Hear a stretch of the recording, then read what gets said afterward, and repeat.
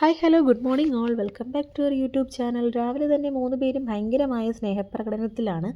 കാര്യം മറ്റൊന്നുമല്ല, ഞാനും പത്തുക്കുട്ടീന്ന് എൻ്റെ വീട്ടിലേക്ക് പോവുകയാണ്. 2 ദിവസത്തേക്ക് പപ്പ നല്ല ബിസി ആയിരിക്കും, വരുന്നതൊക്കെ ഒരുപാട് വൈകിട്ടായിരിക്കും. അപ്പോൾ ഞാനും മോളും തനിച്ചാവില്ലേ, പിന്നെ പനിയൊക്കെ പിടിച്ചിരിക്കുമല്ലേ, പോയി റെസ്റ്റൊക്കെ എടുത്തിട്ട് വരാമെന്ന് വിചാരിച്ചു. അങ്ങനെ ഇരിക്കുമ്പോഴാണ് ഒരു കാര്യം ആലോചിച്ചത്, ബ്രേക്ക്ഫാസ്റ്റ് ഉണ്ടാക്കാൻ ടൈമായല്ലോ എന്ന്. അങ്ങനെ ഞാനും പാത്തുക്കുട്ടിയും പെട്ടെന്ന് തന്നെ കിച്ചണിലോട്ട് പോന്നു. പനി ആയതുകൊണ്ട് എൻ്റെ കയ്യിൽ നിന്ന് അവൾ മാറുന്നേ ഉണ്ടായിരുന്നില്ല. അല്ലെങ്കിലും ഇങ്ങനെ തന്നെയാണ്, രാവിലെ ഉറക്കം നിൽക്കുന്ന ടൈം എൻ്റെ കൂടെ ഇങ്ങനെ ചുറ്റിപ്പറ്റിയിരിക്കും. എല്ലാം അവൾക്ക് ചെയ്യണം, കാണണം എന്നൊക്കെയുള്ള വാശിയിൽ. ചിലപ്പോഴൊക്കെ അവളെയും കൂട്ടിക്കൊണ്ട് തന്നെ അതൊക്കെ ഞാൻ ചെയ്യും. ചിലപ്പോൾ എന്തെങ്കിലുമൊക്കെ നമ്പർ ഇറക്കി പതുക്കെ പതുക്കെ അതൊക്കെ മാറ്റിയെടുക്കാൻ നോക്കും. അങ്ങനെ സക്സസ് ആവുകയാണെങ്കിൽ വലിയ കുഴപ്പമില്ലാണ്ട് അന്നത്തെ കാര്യങ്ങളൊക്കെ നല്ല രീതിക്ക് നടക്കും. ഇല്ലെങ്കിൽ അന്നത്തെ ദിവസം പോയി കിട്ടി. അപ്പം ഇന്ന് പനി ആയതുകൊണ്ട് ഞാൻ ഒരുപാടിട്ട് അങ്ങനെ ബുദ്ധിമുട്ടിക്കാണ്ട് പതുക്കെ എടുത്തുകൊണ്ടൊക്കെ നടന്നെല്ലാം ചെയ്യാമെന്നൊക്കെ വിചാരിച്ചു. അപ്പോൾ ഞങ്ങൾക്ക് വേറൊരു കാര്യം ഭയങ്കര നിർബന്ധമാണ്, ഒരുമിച്ചിരുന്ന് ഫുഡ് കഴിക്കണം എന്നുള്ളത്.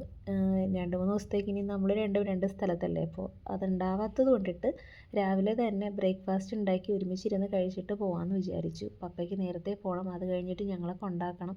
അങ്ങനെ കുറച്ച് കാര്യങ്ങളൊക്കെ ഉണ്ട്. അങ്ങനെ ബ്രേക്ക്ഫാസ്റ്റ് ഉണ്ടാക്കി വെച്ചപ്പോഴത്തേക്കും പാത്തുക്കുട്ടി ഓടി വന്ന് പിടിച്ച് കയറുവാണ്. ഇത് സ്ഥിരമായിട്ട് ഇങ്ങനെയാണ്, ഞങ്ങൾ കഴിക്കുമ്പോൾ ഈ കാല് ചുറ്റി പിടിച്ച് കയറുന്നത് കൂടുതലും പപ്പയുടെ സൈഡിലോട്ടാണ്.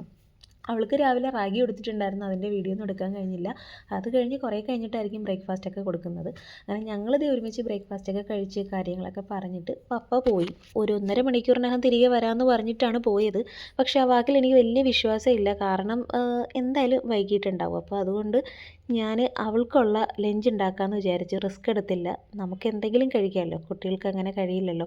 ഞാൻ ഈ ഇടയ്ക്കിടയ്ക്ക് തിരിഞ്ഞ് നോക്കുന്നത് അവൾ അവിടെ എന്തെങ്കിലും പണി ഒപ്പിക്കുന്നുണ്ടായിരിക്കും. അപ്പോൾ അതിന് ഞാൻ പോയി തല്ലുകൂടിയിട്ടായിരിക്കും വരിക. അങ്ങനെ ഇവിടുത്തെ ജോലി കഴിഞ്ഞിട്ട് വേണം എനിക്ക് മേലെ പോയി വാഷിങ്ങും പിന്നെ കുറച്ച് അടിച്ചു വാരി വൃത്തിയാക്കാനൊക്കെ ഉണ്ട്. പിന്നെ ഇവൾക്കിനി ഫുഡ് കൊടുക്കണം. അപ്പോൾ പെട്ടെന്ന് തന്നെ ഇവിടുത്തെ ജോലി ഞാൻ അങ്ങോട്ട് തീർക്കുവാണ്. മേലെ പോയി ഫുഡ് കൊടുക്കുന്നത് എന്താണെന്ന് വെച്ച് കഴിഞ്ഞാൽ, അവിടെ ആകുമ്പം കുറച്ച് നല്ല വ്യൂ ഒക്കെയാണ്, ഓരോ കാര്യങ്ങളൊക്കെ കാണിച്ചും പറഞ്ഞും കൊടുത്തൊക്കെ ഫുഡ് കൊടുക്കുക. അങ്ങനെ ഇവിടുത്തെ ജോലി തീർത്തിട്ട് ഞാൻ അവളെയും കൊണ്ട് മേലെ വന്നു. ഈ ഫുഡ് കൊടുക്കുന്ന ടൈമിൽ അവളിങ്ങനെ കാലിൽ ഇങ്ങനെ ചുറ്റിപ്പിടിച്ച് കളിക്കാറുണ്ട്.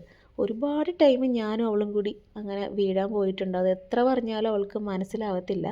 പിന്നെ പനി ആയതുകൊണ്ട് ഇത് ഞാൻ അധികം വഴക്ക് പറയാണ്ട് ഇങ്ങനെ കൊണ്ട് നടക്കുവാണ്.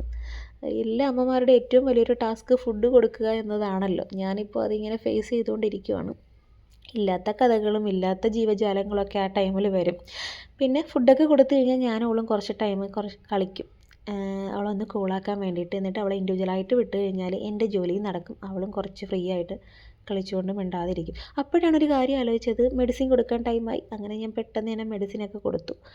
സാധാരണ കൊടുക്കുമ്പോഴത്തേക്ക് ഒരു ബഹളം തന്നെയാണ്, പക്ഷേ ഇന്ന് വലിയ കുഴപ്പമുണ്ടായിരുന്നില്ല. അപ്പോഴാണ് എൻ്റെ മെഡിസിൻ്റെ കാര്യം ആലോചിച്ചത്. അങ്ങനെ ഞാനും വന്ന് മെഡിസിനൊക്കെ കഴിച്ചു. അത് കഴിഞ്ഞിട്ട് പപ്പ വരുന്നതിന് മുന്നേ ആയിട്ട് പെട്ടെന്ന് തന്നെ ഒന്ന് ഓടിച്ചൊന്ന് ക്ലീൻ ചെയ്യാമെന്ന് വിചാരിച്ചു. ബെഡൊക്കെ നീറ്റാക്കി, പിന്നെ അവിടെയൊക്കെ അടിച്ചു വാരി വൃത്തിയാക്കി. തലേ ദിവസത്തെ ഡ്രസ്സൊക്കെ വാഷ് ചെയ്തത് കൊണ്ടിട്ടിട്ടുണ്ട്, അതൊന്നും മടക്കി വെച്ചിട്ടില്ല. അങ്ങനെ അതൊക്കെ മടക്കി വെക്കണം. അപ്പോൾ പാത്തുക്കുട്ടിക്ക് പെട്ടെന്ന് എവിടെ നിന്നോ ഒരു ബുക്ക് കിട്ടി, അത് നോക്കിയിരിക്കുവാണ്. അതെന്തായാലും വളരെ യൂസ്ഫുള്ളായി. എനിക്ക് യാതൊരുവിധ ഡിസ്റ്റർബൻസും ഉണ്ടായില്ല. എൻ്റെ ജോലി നല്ല രീതിക്ക് തന്നെ പെട്ടെന്ന് തന്നെ നടന്നു. അങ്ങനെ അവൾ ആ ബുക്കും വായിച്ചിരിക്കവേ ഞാൻ എൻ്റെ ജോലി പെട്ടെന്ന് തീർത്തു. പിന്നെ അത് കഴിഞ്ഞിട്ട് അവളുടെ കുറച്ച് ഡ്രസ്സൊക്കെ വാഷ് ചെയ്യാനുണ്ടായിരുന്നു, അതൊക്കെ വാഷ് ചെയ്തിട്ടു.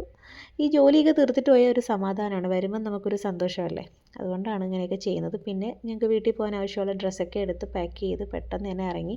കാരണം പപ്പ വരുമെന്നുള്ള വിശ്വാസത്തിലാണ് ഇതൊക്കെ ഞാൻ ധൃതി ചെയ്യുന്നത്.